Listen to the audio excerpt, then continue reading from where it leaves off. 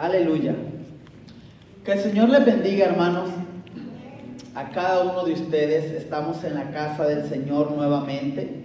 Qué privilegio, qué bendición. Hoy domingo, día que se ha estipulado como el día del Señor. No que los demás no lo sean, sino que el día que pues, nos damos y tenemos la libertad de venir a confraternizar los unos con los otros, pero el primer fin es adorar y bendecir el nombre del Señor. Quiero decirles a los que ya saben que estábamos teniendo una serie, que concluimos la serie la semana pasada, con el último tema que dimos. Y quiero comenzar, estuve escudriñando ahí la escritura y hay un tema, o más bien hay un libro que es interesante y que pues nos enseña muchas cosas a la iglesia, y es el libro de Primera de Pedro. Si Dios permite, vamos a comenzar con ese libro y vamos a estar estudiándolo los domingos para ver qué consejos podemos sacar de Pedro, aquel gran apóstol, aquel que le dijo en una ocasión: Pedro, ¿quién dice la gente que soy yo? Bueno, la gente dice que eres profeta, que quizá eres Elías, que quizá eres Jeremías, etcétera, etcétera. Pero Pedro, ¿quién dice que eres tú? ¿Quién dices tú que soy yo, perdón? Bueno, yo creo, Señor, que tú eres el Cristo, el Hijo del Dios viviente. Y le dice: Pedro, ciertamente no te lo reveló carne ni sangre, sino mi Padre que está en los cielos. Bueno, a ese Pedro que Dios le dio revelación, es la carta que vamos a comenzar hoy. Primera carta a Pedro, capítulo 1. Usted vaya a la primera carta a Pedro, capítulo 1, si no es mucha molestia. Y el tema que vamos a llevar a cabo el día de hoy, o esta tarde, lleva por nombre Una esperanza viva y una herencia perfecta. Una esperanza viva y una herencia perfecta, para los que anotan, para los que quieren anotar. Y quiero comenzar leyendo primera carta de Pedro, capítulo 1, y vamos a leer unos versículos. Deme un momento. Dice del 1 al 12. Escuche lo que dice primera carta a Pedro 1, del 1 al 12. Pedro, apóstol de Jesucristo, a los expatriados de la dispersación en el Ponto, Galacia, Capadocia, Asia y Bitinia, elegidos según la presciencia de Dios Padre en santificación del Espíritu, para obedecer y ser rociados con la sangre de Jesucristo. Gracia y paz os sean multiplicadas. El verso 3. Bendito el Dios y Padre de nuestro Señor Jesucristo, que según su grande misericordia nos hizo renacer para una esperanza viva, para la resurrección de Jesucristo de los muertos, para una herencia incorruptible, incontaminada e inmarcesible, reservada en los cielos para vosotros, que sois guardados por el poder de Dios mediante la fe, para alcanzar la salvación que está preparada para ser manifestada en el tiempo postrero, en lo cual vosotros os alegráis, aunque ahora por un poco de tiempo, si es necesario, escuchen, tengáis que ser afligidos en diversas pruebas, para que, sometidos a prueba, vuestra fe, mucho más preciosa que el oro, el cual, aunque perecedero, se prueba con fuego, sea hallada en alabanza, gloria y honra cuando sea manifestado Jesucristo, y a quien amáis sin haber visto, en quien creyendo, aunque ahora no lo veáis, os alegráis con gozo inefable y glorioso, obedeciendo el fin de vuestra fe, que es la salvación de vuestras almas. Los profetas que profetizaron de la gracia destinadas a vosotros, inquiriendo y diligentemente indagaron acerca de esta salvación, escudriñando de qué persona y qué tiempo indicaba el Espíritu de Cristo que estaba en ellos el cual anunciaba de antemano los sufrimientos de Cristo y la gloria y las glorias que vendrían tras ellos. 12 y último. A esto se les reveló que no para sí mismos, sino para nosotros, administraban las cosas que ahora son anunciadas, por lo que os han predicado el Evangelio por el Espíritu Santo, enviado del cielo, cosas en las cuales anhelan mirar los ángeles. Es una lectura un poquito larga, pero la cual tiene tesoro. El que estudia le encuentra tesoros. Nuevamente reitero, el tema es una esperanza viva. ¿De dónde saqué ese tema? Del mismo texto que acabamos de leer al principio. Habla de una esperanza viva y una herencia perfecta. Como introducción, escuchen. Quiero comenzar diciendo que cuando se habla de las palabras esperanza y herencia hoy en día, son palabras que poco a poco han ido perdiendo su significado. Ya que hoy por hoy, si pones la esperanza en algo o en alguien, es incierto o inseguro, ya que la imperfección y el pecado en la vida de los hombres no permite una seguridad para nuestras vidas. Y si hablamos de herencia en el siglo XXI, es algo similar, ya que se han visto casos de personas heredadas que aseguraban ser dueños de algo, pero que tarde que temprano salió alguien y les arrebató dicha herencia. De la misma manera pasa a ser incierta e imperfecta en muchos de los casos. Por eso es mejor asegurar nuestra esperanza y nuestra herencia en las manos de nuestro Señor Jesucristo, ya que en Él hay seguridad y perfección, y todo lo que promete lo cumple. Amén. Aleluya. Ciertamente, hermanos, pues estamos padeciendo en una sociedad y en el siglo que estamos viviendo donde las cosas son inciertas. Ya no se sabe qué es lo que nos espera. Pero como cristianos, la Biblia hace una promesa y hay una esperanza. Y esa esperanza yo se la quiero compartir a usted, aunque usted ya la conoce, por causa de nosotros vivir en las aflicciones que ya Cristo nos las había profetizado. Pues nosotros presentamos más atención a la aflicción que nos llega al alma, y el alma es vivir una vida carnal, que presentarle atención a las promesas de Cristo, que es vivir una vida en el Espíritu.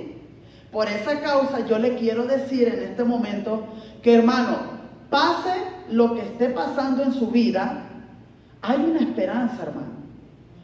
La iglesia de Jesucristo vive muchas de las veces un día a la vez, no para Cristo, sino un día a la vez agotados, viviendo, bueno, a ver si puedo con esto, y este problema, esta enfermedad, la situación matrimonial, la situación con los hijos, un día a la vez agitado, fatigado, preocupado, con tensiones, con problemas.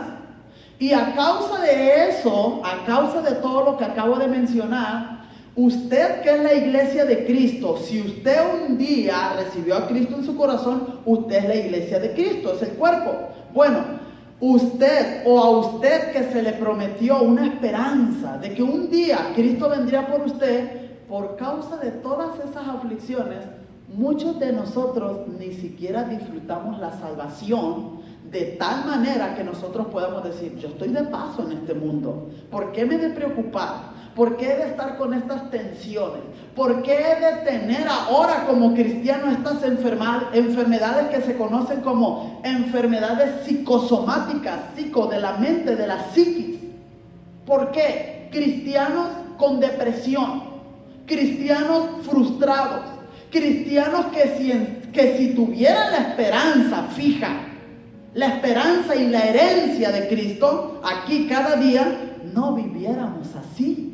¿Por qué? Porque la esperanza es que Cristo un día nos levantará, vendrá y nos llevará juntamente con Él. Entonces ya no viviéramos estacionados en este mundo. Hay mucha gente que en este momento en su vida se estacionó en el mundo.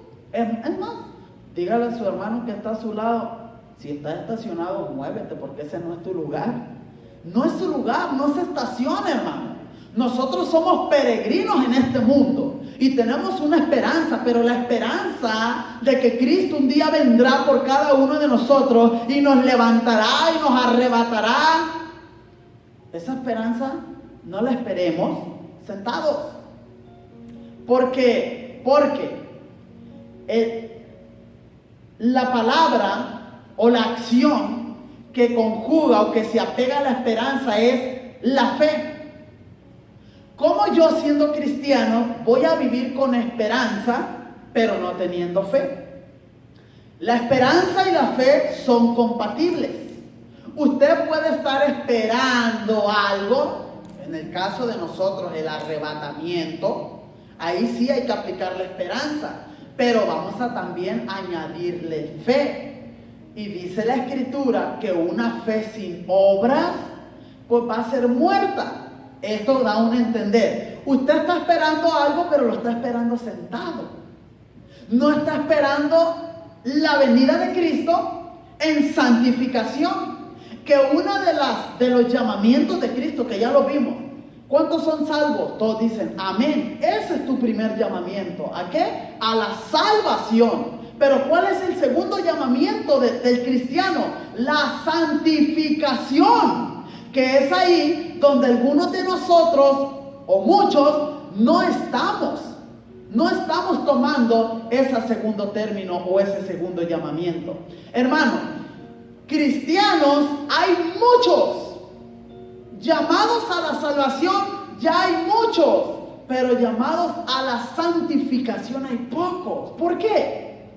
Porque lo que es la salvación fue fácil. Decir, Señor, yo te recibo en mi corazón, sé que tú eres Cristo. ¡Fum! Cristiano, ahí está el sello. Pero Cristo no lo dejó solamente ahí. Te dice, ahora camina, porque de aquí en adelante el Espíritu Santo va contigo y yo que soy Cristo va contigo, pero, oye, no vas a hacer lo que tú quieras. Dice la palabra del Señor, mi yugo es fácil. ¿Y qué es un yugo? El yugo es aquello que te amarra juntamente con otra persona, hablando de Cristo. Hablando originalmente, ¿qué es lo que usaban para los bueyes? Un yugo que amarraba aquel buey que sabía dirigir al principiante, aquel becerro que apenas estaba aprendiendo a arar las tierras. Hermano, Cristo, el Espíritu Santo ya sabe cómo se camina en este mundo. ¿Quiere usted tener victoria? Decía alguien por ahí. Es inconcebible, inaceptable que el cristiano viva en fracaso. No, decía un hombre de Dios. ¿Por qué? Porque tiene el Espíritu Santo de Dios, el cual lo guiaría y lo guiará a toda verdad y a toda justicia. Entonces, ¿por qué fracasamos los cristianos? ¿No será porque estamos haciendo las cosas como nos da nuestra regalada gana? Por ahí dicen, ¿verdad? A mi manera. Cuando vienes a Cristo, dice la Escritura, oye, ahora tú pasas a ser un esclavo mío porque yo te compré con tu sangre. Entonces, reitero, retomo, usted es llamado a la santificación. Bueno, vamos a entrar en materia. Vamos a ir viendo el verso número 1. Dice, Pedro, apóstol de Jesucristo, a los expatriados de la dispersación en el Ponto, en Galacia, Capadocia, Asia y Bitinia, he elegido según la presciencia. Lea bien, no dice presencia. Dice presciencia. ¿Qué es esto? Presciencia es el conocimiento anticipado de Dios. O sea, escogidos con la presencia de Dios. Dios en su conocimiento anticipado ya sabía que usted iba a ser salvo. Ya lo sabía, porque Él es Dios. Continúo.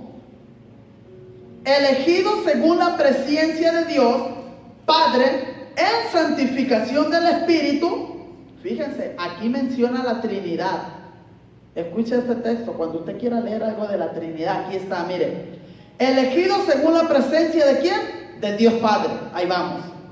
¿En santificación de quién? Del Espíritu Santo. Para obedecer y ser rociados con la sangre ¿de quién? De Jesucristo. De Jesucristo. Gracia y paz sean multiplicadas. 3. Bendito sea el Dios y Padre de nuestro Señor Jesucristo, que según su grande misericordia nos hizo renacer, hermanos. Nos hizo renacer para una esperanza viva. Ahí está la clave del tema de esta noche. Si usted fue renacido por Dios, fue renacido para. En el Señor, las cosas no son casualidades. Siempre el Señor va a tener un para. Un para. Usted tiene un hijo, el Señor se lo permitió para. Usted se casó para. El Señor lo llamó de las tinieblas a la luz admirable para. Esto indica que usted tiene un propósito en el Señor. Y quiero aprovechar a decirle, hermanos, no sé si vaya a estar exagerado o me limite mucho, pero el 90% de las congregaciones, el 90% de la feligresía, hasta este momento no saben para qué fueron llamados. ¿Sabía usted? El 90% de las congregaciones. Ahora usted se pregunta, si hacemos un balance, la iglesia de nuestros antepasados, la iglesia de Jesucristo en el tiempo de Pedro, en el tiempo del Pentecostés, porque era una iglesia creciente, una iglesia que a pesar de persecuciones, que a pesar de lo que había, esa iglesia caminaba y hacía lo que el Señor Jesucristo dijo una vez: ni las puertas del infierno pararán a la iglesia. Ellos sabían para lo que fueron llamados. ¿Por qué la iglesia de Jesucristo hoy avanza un pie, o un paso mejor dicho, y retrocede 2? Hoy estoy aquí en la iglesia, mañana no. Hermano, sea constante, pero le digo, le voy a dar una clave. ¿Por qué usted todavía no se ha aferrado, no se ha amarrado del trono de Dios, si me puede dar a entender? ¿Por qué? Porque no ha entendido su propósito. El día que usted comprende el propósito y el llamamiento, usted dice: no me aparto de Dios ni a diestra ni a siniestra. No dejo de ir a la iglesia porque sé que la iglesia fue constituida para. No dejo de hacer lo que el Señor me llamó en las cárceles, hospitales, en la calle, porque yo sé que el Señor me llamó para. Pero cuando una persona anda perdida, extraviada, que no sabe nada, dicen por ahí, a todo le tira y a nada le pega. ¿Por qué usted, cuando tiene necesidad, se arrodilla, se postra, se acuesta, panza para abajo, llora y patalea: Señor, ayúdame? Porque solamente en el momento de necesidad, pues encontramos el refugio. Cuando una persona ya tiene su propósito establecido, fíjense, hermanos, yo les voy a dar esto del propósito se habla muy poco en las iglesias, muy poco. Pero es de suma importancia que usted le diga al Señor: Señor, revélame para qué me has llamado. Y yo le he dicho a la congregación de aquí que usted no entienda llamado por el hecho de ser pastor o músico. No, está equivocado. No todo el mundo va a estar aquí arriba. Usted puede ser una persona que simple y sencillamente atienda ancianos. Usted puede ser una persona que tenga un llamado para ir a las cárceles. Usted puede ser una persona para ir a los hospitales. Ahí es donde se dispersa la iglesia.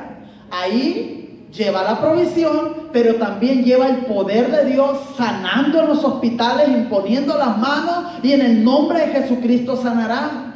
Yendo a las cárceles, optando por un milagro de que el Señor, pues, apelando al Señor, de que a pesar de todo salga libre, pero si no sale libre, decirle, ¿sabes qué? Es mejor que tu vida esté escondida en Cristo, en el Señor, y que tengas libertad en el Espíritu. Y que a pesar de que dures en esta cárcel toda tu vida, tú te sientas libre en el Espíritu. Sabemos que el pecado trae consecuencias. Dios no te quita las consecuencias, pero Dios te hace una nueva criatura. Cuando Pedro está hablando aquí, está hablando, dice, a los dispersados. Hubo una dispersación. Y aquí la gente empezó a correr y usted lee y dice, Pedro, apóstol de Jesucristo, escribiendo la carta a los dispersados. ¿Dónde? En el Ponto, en Galacia, en Capadocia. Todos los judíos se habían ido a un lugar. Yo escribo esta carta. Y ahí es donde empieza a redactar, dice, bendito el Dios Padre, les empieza a escribir a todos los judíos. ¿Por qué? Porque había persecución. Entonces, sea bendito el nombre del Señor Jesús, que según su grande misericordia nos hizo renacer. Ahí está la clave. Hermano, ahí les va una palabra clave y una pregunta clave. ¿Usted ya nació de nuevo? Usted puede levantar sus hombros y quizá decir, ¿quién sabe? ¿Qué es eso? Eso está padeciendo la iglesia de Jesucristo también, que no sabe si es hija de Dios o hijo de Dios, si sí o no. No sabe todavía si está en las tinieblas, a pesar de que viene a la iglesia, o no sabe si está en la luz, a pesar de que no viene a la iglesia. Qué contraste, ¿verdad? La pregunta es, ¿usted ya nació de nuevo? Dice aquí Pedro, en la misericordia nos hizo renacer. Vamos a ver qué es la palabra renacer, que es la regeneración en la vida de uno. Escuche nomás, a ver si entiende qué es lo que es renacer. A ver si usted se identifica y ya nació de nuevo. El término regeneración indica llevarte al género original que tenías antes de caer en Adán. Sin la posibilidad de volver a caer. Tito 3:5. Regeneración viene del griego palingenesia, que indica hacerte de nuevo. La regeneración no es aplicable al remiendo o a la reestructuración. Somos nuevas criaturas. Nunca antes habíamos existido para Dios. Por esta causa el término nuevo que Pablo utilizó viene a ser en 2 Corintios 5:17, para hacer referencia al nuevo nacimiento, es kainos, que indica lo que para Dios en Él somos un presente y nos proyectamos hacia un futuro. Para Él las cosas cuentan desde el mismo momento en que creíamos. La regeneración vino como producto de una obra vicaria. El término vicario no aparece en las Escrituras, por ende no es bíblico, sino es un término teológicamente. Es un término teológico. Entonces esto se entiende por obra vicaria. ¿Qué es la obra vicaria? Es que Él vino y te quitó a ti para ponerse Él. El vicario es lo contrario de sicario. El vicario dio la vida por ti para que tú nacieras de nuevo. El sicario te quita la vida. Cristo es nuestro vicario. Él la pone para que nosotros nazcamos de nuevo. Nuevamente, hermano, ¿usted ya nació de nuevo? Si usted tiene dudas, hermanos, hable con Cristo. Dígale, Cristo, me habían hablado de ti, pero no recuerdo nunca haberte entregado mi corazón, mi voluntad, mi vida. Quiero hacer tu voluntad y quiero que tú habites para siempre en mi corazón a través de tu Santo Espíritu. Y si usted no nació de nuevo, pero está haciendo ese compromiso con el Señor de todo corazón, entonces va a comenzar a ver una transformación en su forma de hablar, en su forma de pensar, en su forma de conducirse en la vida, en cómo usted va a dominar sus sentimientos que lo llevan a pecar. Ahora el dominio propio viene y a través del Espíritu Santo y la nueva criatura que hoy es, pues usted va a poder dominar las obras del pecado. Así es que yo le invito a reflexiones. si es nacido de nuevo. ¿Para qué el Señor nos hizo renacer? Dice el versículo 4, para una herencia incorruptible, incontaminada e inmarcesible. Palabras como que no se entienden, ¿verdad? Reservada en los cielos para vosotros. Hermanos, muy poco hablamos del cielo. Siempre hablamos de nuestra vida, que si estamos en problemas, en aflicciones, ¿verdad? Pero en esta noche yo quiero tomar y abrir un paréntesis o tomar un tiempo pequeño para decirte, hermano, es tiempo de que pienses en el cielo. Es tiempo de que pienses en la presencia del Señor y dónde vas a habitar tu eternidad. ¿Te has puesto a pensar en ello? Al ponerte a pensar en ello, también debes de ponerte a pensar, ¿dónde pasará la vida tu esposo, tu esposa o tus hijos? Que es ahí donde yo no entiendo aquellos padres que dicen, yo amo a mi hijo, pero no les están hablando de Cristo para que su eternidad la puedan vivir con Cristo. Yo no entiendo ese amor, pero a la vez lo entiendo, porque están diciendo acerca de un amor filial, un amor pasajero, convenenciero, un amor que falla. Pero hablemos del amor ágape, el amor perfecto, incondicional, aquel que se da por completo sin esperar nada a cambio. Ese es el amor ágape, el amor incondicional. ¿Qué le pidió Cristo a usted para morir en la cruz del Calvario? Nada. No le pidió nada. Ya después de muerto es que Él dice, mira, ¿quieres nacer de nuevo? Yo te ofrezco el plan de salvación. En primer lugar, te ofrezco limpiar tu alma de la pudredumbre, los gusanos que traes en tu vida. Yo estoy dispuesto a meter mi mano en el lodo cenagoso y sacarte de allí. Al tú recibir esa gracia, también llevas como un regalo el Espíritu de Dios. Porque el Espíritu Santo es el don de Dios para la iglesia, ¿recuerdan? El don de Dios para la iglesia. Donde antes éramos personas tan perversas y viles, y hoy en día pasamos a ser hijos de Dios, pero no solamente hijos, sino que venimos a ser el templo y la morada del Espíritu Santo.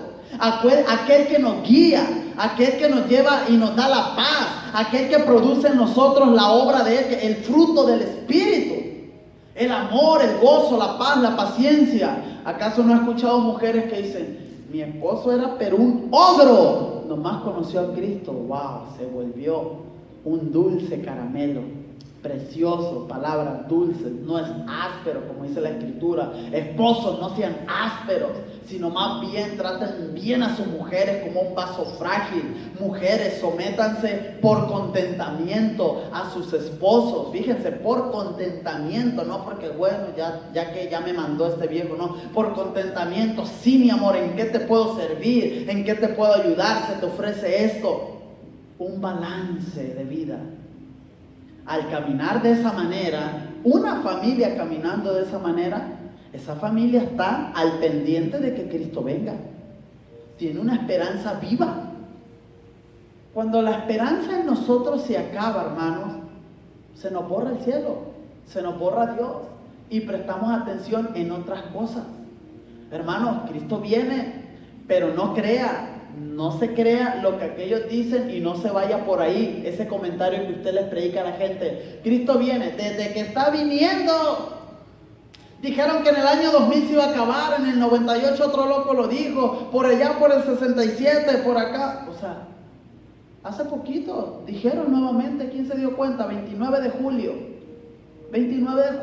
día del fin del mundo. Salió por ahí otra secta, religión, otros hombres diciendo, ya ven, no se ha acabado. Pero todo eso son artimañas del diablo para confundirte y que te confíes. Como han pasado años y años y años, Cristo no viene, cada quien hay que vivir la vida como el Ricky, la vida loca. Cada quien que haga lo que quiera. Que al cabo de todo se vale, que al cabo la Biblia dice, ¿qué es lo que dice? Que mientras más pecado la gracia abunda, pues hay que darle rienda suelta. Gloria a Dios, aleluya, a pecar. Que al cabo Cristo extiende su gracia. No.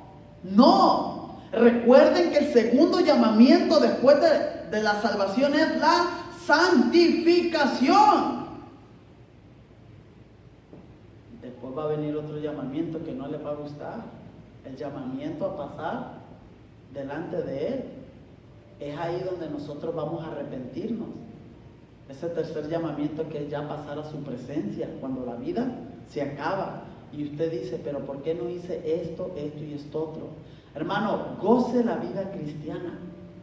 No se cuide de pecar en el sentido de que, ay, tengo que ser santo. No, disfrute la vida, lo que el Espíritu le guíe. No sea una persona legalista y religiosa. Se va a manchar su vestidura. No, disfrute la santidad. Disfrútela en libertad. ¿Acaso no estudiamos en casa de nuestra hermana Sandra?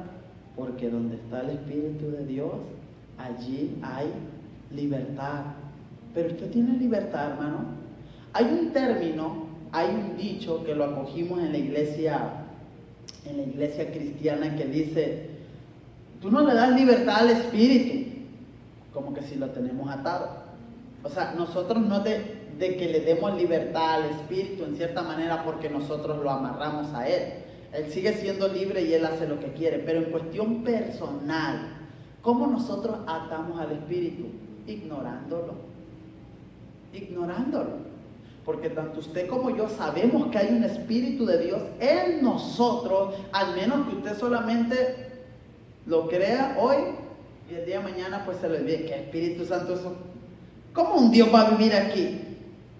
Es más, le pregunto, ¿usted está consciente de que el Señor vive en su corazón? Escucha qué pregunta le estoy haciendo, hermano. ¿Usted está consciente de que hay un Dios que habita en su corazón? Y aún en medio de esa conciencia seguimos haciendo y deshaciendo con nuestra vida. ¿Por qué no fluyes en tu vida espiritual? ¿Por qué tú dices, es que nomás me arrodillo un minuto y a dormir?